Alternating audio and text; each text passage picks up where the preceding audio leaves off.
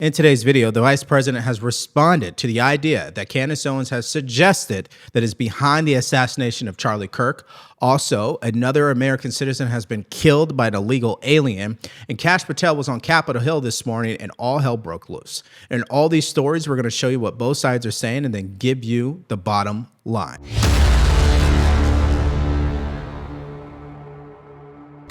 Charlie was an exceptionally talented individual. People don't realize how integral he was, how important Charlie Kirk was. He helped us staff the administration with solid people like Secretary Chavez DeRemer. He made sure that when we hired somebody, that it was a smart person, but it was also a kind and decent person. You see him at these college events, and he would talk to anybody. He didn't care if you were a Democrat, a Republican, a liberal, a conservative, if you supported the Trump administration or not. He felt that the most important American political virtue was to just get out there and talk to our fellow Americans. And I hate to say that a week ago, he was doing what he did best, he was doing what he loved, and an assassin gunned him down for daring to say things that that assassin thought were wrong or shouldn't be said.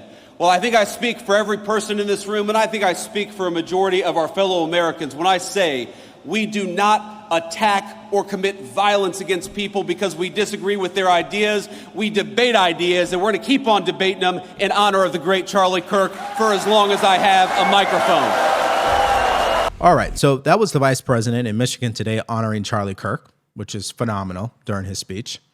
And it's something that I would have expected people who claim to be Charlie Kirk's best friend, that they would be doing without exception this entire week. But that's not what's happening. Now, a lot of people won't actually do what I'm about to do because they know people, they have connections, they don't want to, ruin relationships, I suppose. But I just feel compelled to say this because as someone who has the privilege of speaking in front of a camera where millions do listen, I think it's important for us to be honest. Now, there is one side that truly believes that Tyler Robinson did assassinate Charlie Kirk, full stop. That the text messages are between him and his roommate. Maybe at a minimum, the FBI beefed them up. I don't know. We don't know. But he did assassinate Charlie Kirk. And then you have people like Candace Owens, who's making this entire week about how threats were made against Charlie Kirk during an intense intervention with Bill Ackman in the Hamptons weeks ago. And that Charlie was offered a lot of money and was contacted by Bibi Netanyahu. And somehow this probably suggests the idea that because Charlie Kirk didn't go along with it, that he was assassinated by Israel. Are you guys following what I'm saying here? So then Bill Ackman, of course, had to defend himself, and he was very thorough. He wrote entire messages, chapters, if you ask me, plenty of paragraphs, and also showed copies of the text message thread between him and Charlie Kirk, defending himself, including Charlie Kirk's pastor, his executive producer, the influencers that Candace Owens claims were there at the Hamptons event. They all dispute what she is saying. And why am I bringing this up? I'm bringing this up because of this post by Bridget. What podcasters have done to Charlie Kirk before he has even been buried, just for clicks and relevance under the false pretense of truth, makes me physically ill. Have some respect for his family and for him. This is truly disgusting. If I was assassinated today, I would hope my best friend, my wife, my family, they would not be spending any time obsessing over conspiracy theories. And if you're going to obsess over conspiracy theories, can you do us the courtesy of providing objective evidence, objective facts, audio tapes, video footage, communications, not communications that just show that people communicated, but communications that clearly show that what you're saying is objectively true. That doesn't exist right now, ladies and gentlemen, but that's what Candace Owens is deciding to focus on. And I just think it's downright disgusting. So the bottom line here is if she has objective evidence, just release it. Stop saying the word they. Tell us who they are. Show the people. Show people the truth. Don't put it behind a paywall. Drop the receipts. And then just maybe it would make sense of what you're doing. Now, unfortunately, Turning Point USA headquarters today, I guess there was a bomb threat there, unfortunately. I'm telling you, this stuff is continuing to get out of hand. This just was reported moments ago. Take a look. So that is a bomb tech on scene right now. There was a bomb robot that was doing an initial inspection of the bag. I'm going to scoot over here. Suspicious bag left outside the Turning Point USA campus. Right there. Just down the sidewalk. It looks like he is now taking a look. Not sure what he found, but that's it. See what comes out of this. Yeah, that is just disturbing. So let's continue to pray for Turning Point USA, Charlie Kirk's family. And what I find to be so interesting about what I had to say today, because guys, I was not planning to do all of that in the beginning. But as she continues to get attention for this ridiculous nonsense that's going on, it's just insane. In fact, it's so insane, the vice president had to weigh in. To my friends on the political right, I understand the feeling that people are putting words into Charlie Kirk's mouth. At some level, I agree and share your frustration. Try to remember, a lot of people love Charlie. It is natural for them to debate his views and his legacy. In fact, I think Charlie would welcome that. But for now, let's celebrate our friend, remember his impact, and save the debate for after his funeral. See, it's not actually the conspiracy that gets me upset, to be honest with you guys. It's just the timing of it all. You couldn't wait a week. I know you're an expert when it comes to conspiracy theories. I get it. That's how you make money. That's how you get attention. I get it. I'm not hating on it. That's your niche. Got it. But you say he's your best friend. You say you love him. Do you love his family enough just to give it a week? That's all I'm asking. All right, so let's move to what else is going on in regards to Charlie Kirk's assassinations, because unfortunately people are continuing to talk about it, and not always in the best way. The next person on the docket would be the former president, number 44, Barack Obama. Here's what he had to say today. Obviously, I didn't know Charlie Kirk. I was generally aware of some of his ideas. I think those ideas were wrong. But that doesn't negate the fact that what happened was a tragedy and that I mourn for him and his family. We are certainly at an inflection point, not just around political violence, but there are a host of larger trends that we have to be concerned about. I think it is important for us at the outset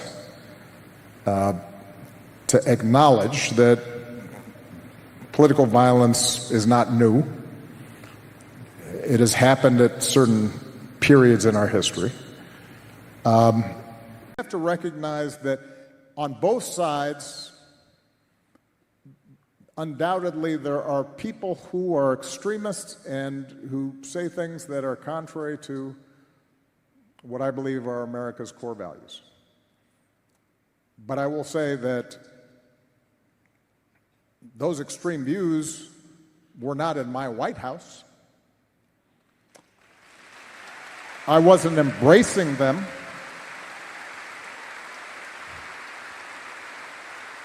I wasn't empowering them. I wasn't putting the weight of the United States government behind extremist views. All right, so there's so much more to get to, but before we do, let's hear this message from today's sponsor, Home Title Lock. If you're a homeowner, you need to listen to this. In today's AI and cyber world, scammers are stealing home titles and your equity is the target. Here's how it works. Criminals forge your signature on one document, use a fake notary stamp, pay a small fee with your county, and just like that, your home title has been transferred out of your name. Then they take out loans using your equity or even sell your property, and you won't even know it happened until you get a collection or foreclosure notice. That's why I partnered with Home Title Lock, so you can find out today if you're already a victim.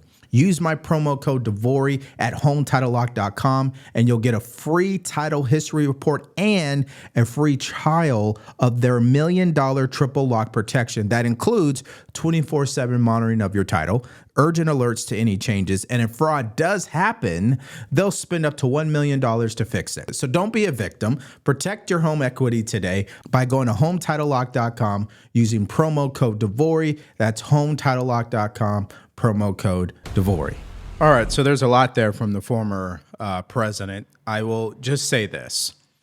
I guess you're going to have to ask the question, what is an extremist view, especially according to where you land on the political spectrum?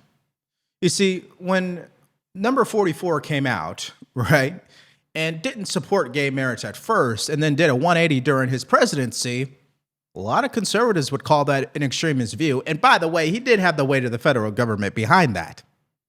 That's why policies were changed. So this is the same attitude that Democrats, establishment, they just are allergic to looking in the mirror and accepting responsibility that they played a significant role in why we are where we are today as a country. They don't think they had anything to do with it. They think it's all President Trump. And all they're really doing is being intellectually dishonest, really, or lazy, as some people would say. And now we go to our next story, which is another tragic story of an illegal alien killing an American citizen. Police arresting an illegal immigrant accused of hitting a teenage girl with his car and killing her. Happened in Queens, New York. ICE says the migrant's been deported before and has a lengthy criminal record. Nate Foy is on that story here in New York with us now. Nate, hello. Hey, Bill. Just a tragic story. A man who ICE tells Fox is a previously deported illegal Honduran migrant is now accused of ramming his SUV into a 16-year-old girl, her mother, her stepfather, and her boyfriend.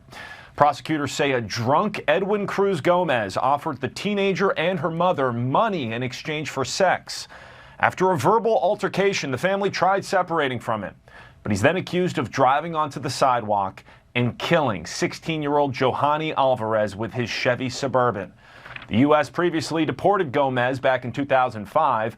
ICE tells Fox despite several arrests since then, the Biden administration let him go last year because they didn't consider him an immigration enforcement priority.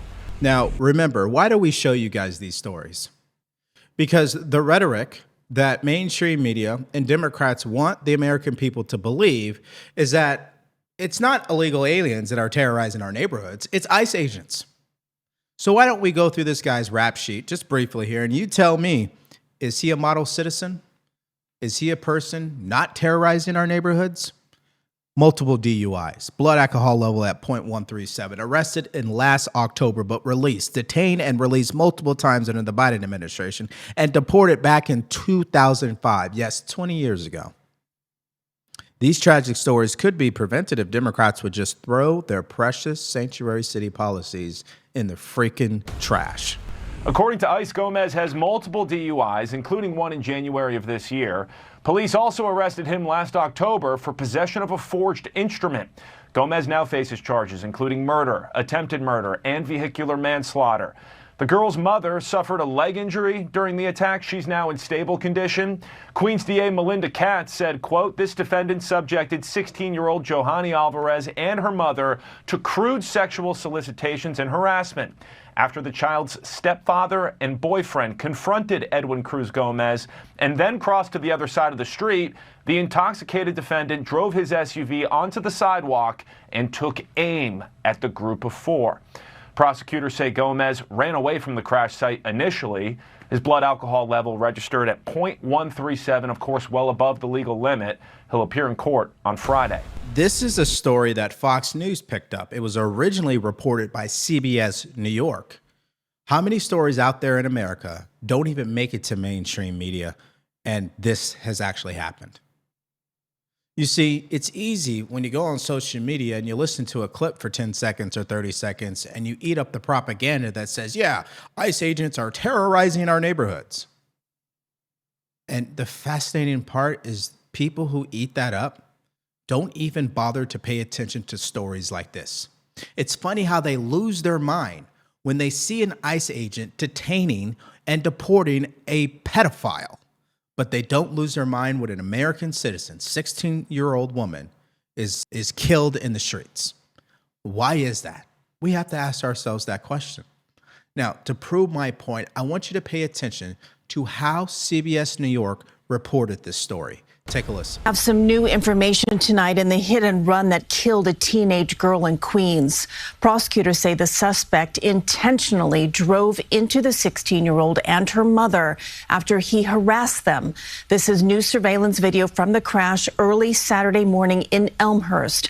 We are stopping the video before impact. Police say 38-year-old Edwin Cruz Gomez sexually propositioned 16-year-old Johanna Gomez Alvarez as she was walking on Roosevelt Avenue. Now, we're told the teen's boyfriend and her stepfather confronted Gomez before crossing the street, and that is when prosecutors say an intoxicated Gomez drove his SUV onto the sidewalk and pinned the girl against a pole. Gomez then attempted to flee but was arrested. He now faces several charges, including DWI and murder. Now, at first glance, you hear that and you're like, man, that's a tragic story. But what's interesting, if you really listen, they never mentioned that this guy is in the country illegally. They never mentioned that he had multiple DUIs. They never mentioned that he was already arrested multiple times and released back into the community because they don't honor ICE detainer requests. Are we following what's going on here? This is why I'm so hell-bent on this stuff, because I'm telling you, people in this country are being programmed to ignore stories like this. And it doesn't take the media much, it's just repetition. So we're going to call it out. Now, here is the acting ICE director, Todd Lyons, and what he had to say about this tragic situation.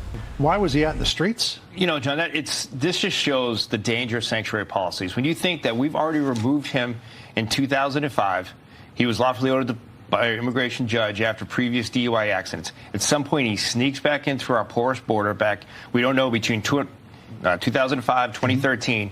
He gets arrested again. And under that administration, he wasn't a priority, wasn't mandatory detention. He was supposed to be on the alternatives detention ankle monitor. He fled from ICE then, right? So he already has a history of DUIs. Then he's out again. He gets encountered in October of 2024, but because his crime didn't meet the threshold under President Biden's soft on crime stance, he was released again. He gets popped again in January, but because New York City is such a sanctuary jurisdiction, they don't honor our detainer. The guy kept getting let out of jail. We keep trying to get a hold of him, and now a 16-year-old girl has lost her life. All right, so Yep, and that is the bottom line. And in fact, that is the best advice I could give people who get into debates or arguments about this particular issue. When they come at you with this nonsense, there's only one question you should ask them. Why won't LA Mayor Karen Bass honor ICE detainer requests? Why won't the Chicago Mayor Brandon Johnson hand over the criminals when they arrest them to ICE? Why won't New York do it? If you believe that ICE is going into neighborhoods and causing people to live in fear, then just make their job easy. When you arrest a criminal, hand them over. You should ask them that question. And I can't wait to see what the reaction would probably be. They'll probably look at you with deer in the headlights look, of course. All right, so let's move to our next update. And Kash Patel is still on Capitol Hill today testifying. And it's still the same story as yesterday, screaming all over each other. But this time, it's only about one subject, the Epstein files. Take a look. I'm not asking about prosecutions. I'm asking about why you aren't releasing the full Epstein files, including the names of people who were involved in the sex ring that you promised to do before you became FBI director. I just told you I'm not going to release downloaded porn of I'm not children asking on the about internet. that. Fine. I'm asking about all the other files. What other videos? Tell me. Tell me. That's what I'm asking. Tell me. You're saying there are no videos that would be relevant to anyone else involved in the Jeffrey Epstein sex ring. Pursuant to Mr. Acosta's collection of information based on the search warrants. That's all we have in our possession. And I'm asking you that stuff. That's all we got. I'm not asking all you got. I'm asking you in that stuff. There's nothing that's related to to any other sex traffic, any other people engaged with Epstein in underage sex. That's correct. To my knowledge, no. Okay. Okay, so, all right. So I think at this point we understand exactly what the Democrats' strategy is, and that is to make everything about Epstein files. Anything that Trump does, he's only doing it because he's trying to distract everybody from the Epstein files. And so this is a credible question, though. remember who originally was on the case that prosecuted Epstein? Acosta. Now, this guy ended up having to resign during the first Trump administration because it came back on him for doing so. So in that context, what files actually exist? How do we know what files exist and what are actually in those files? Right, it goes back to the whole client list. Someone along the way started using the word client list, but was there ever a client list? Does that make sense to you guys? I think those are credible questions. Now, let's use our common sense here. If we truly wanted to know exactly who Jeffrey Epstein was and what he truly did, we wouldn't be asking the FBI for that information. We'd be asking the NSA for that information. Are you following me? Now, this nonsense continues. Take a look. 2005, because of the non-prosecution agreements and the court orders on the investigations and search warrants, we were not able to develop new information. And oh, by the way, Jeffrey Epstein was out for 12 years, and the Obama and Biden administration did nothing to look at his work, his pedophile network. If you want to blame me, that's fine. But now you're blaming the men and women who conducted this great search. I'm not blaming anybody other than you. You're not keeping your word. You said that you would release all of the materials under your direct control. Has anyone released more information on Epstein than I have? Has anyone? Much more. Did Comey? Did Ray? Much more. Excuse me. Much more has come out in the days since the American people and Congress have been demanding it. But it's coming out in dribs and drabs. Why don't you just release the entire file as you promised to do? I literally just told you, there are multiple federal court orders. I'm not going to break the law to satisfy your curiosity. You didn't join us when we filed court to release the court orders. You could have. You have lawyers. You could have shown up. You didn't do that. That's a tiny fraction of the material we're talking about. That is not. It is a tiny fraction. How do you know that? Have you seen everything? It's all misdirection. How do you know that? Time of the gentleman has expired. Okay, let's just remove the emotion and focus on the objective facts that are in front of us. It is an objective fact that there are protective orders in the Epstein case and Ghislaine Maxwell as well, meaning witness statements cannot be released at this time unless a judge approves the removal of these protective orders, just like it would require a judge to unseal grand jury testimony. Now, we know that was already denied. And you know what's fascinating? It was denied not just once, but twice. And both of these judges that denied it were both appointed by Barack Obama. Democrats. So you would think in that scenario that they would unseal it if they really were after the president and there really was something there. But they didn't do it. And I think that is just something we have to consider in all of this. Now, final clip. This is about the victims. Take a listen. If you are so interested in getting the public to submit any information, why have you not met with them? You said you haven't met with them. Have you met with them? I'll give you one more chance. My job as the FBI director is to invite Is the answer yes or no to whether or not you met with these women who were sexually abused and raped? Any insinuation by you or any people on your side that I am not manhunting child predators and sex traffickers, just look at the stats.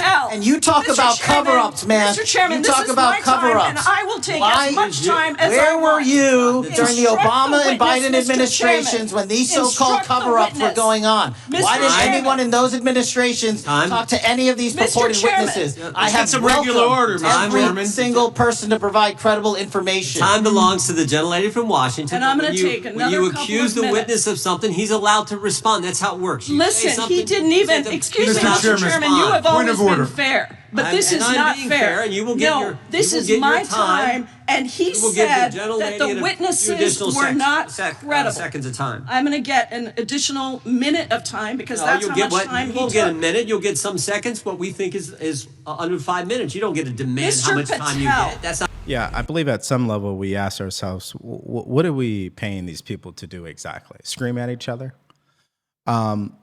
Listen, the only thing that matters when it comes to the Epstein case is that if there are additional people who committed crimes, that they are brought to justice. Bottom line.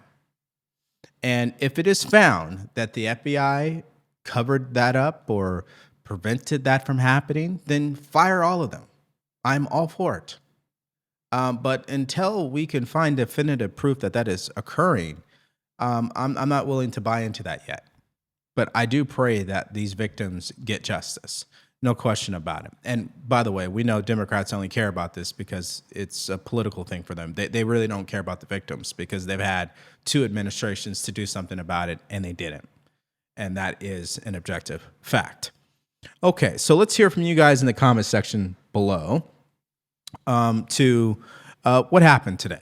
Now, we started off this video about Candace Owens and her crusade to obsess over conspiracy theories surrounding Charlie Kirk in Israel and to suggest the idea of just asking questions that they might be behind his assassination. Now, I know I have comments that say that they believe in that.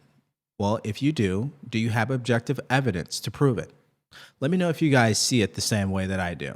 Secondly, what do you make of Johanna, who lost her life over the weekend at the hands of an illegal alien who tried to pay for sexual advances of a 16-year-old? Are you following? And he was basically had been protected because he lives in a sanctuary city. What do you make of that story, especially when you have people who try to argue with you that ICE agents are terrorizing our neighborhoods? And finally, what do you make of Kash Patel and the job he has been doing as FBI director? Is he perfect? Absolutely not. But is he better than the last one we had? Absolutely, yes. Let me know if you guys agree with that. Just put your thoughts and everything in the comments section below. Now, in our next video, ABC News is catching heat because one of their correspondents had some disgusting remarks about how they were covering the shooter and his roommate.